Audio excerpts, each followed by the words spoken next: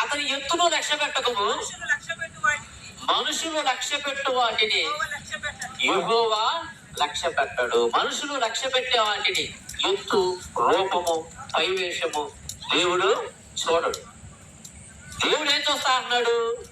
హృదయాన్ని చూస్తాడు. అందుకే అన్నాడు, హృదయ శుద్ధి గలవారు ధన్యుడు. మనిషి కూర్చున్నటువంటి ప్రతి ఆలోచన, ప్రతి హృదయాన్ని ఆయన పరిశీలిస్తాడు.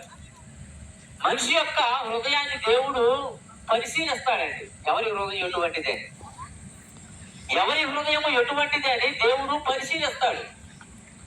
హృదయములను పరిశీలించు దేవా అంటాడు పేతురు గారు. శిష్యులు 12వ శిష్యుడైనటువంటి యోధ తప్పిపోతాడు. అపోస్తుల కార్యములు మొదటి అధ్యాయంలో యోధ తప్పిపోయిన తర్వాత ఆ యోధ తప్పిపోయినటువంటి ఆయన ప్లేస్ కి ఇతరులను ఎంపిక చేయాలి.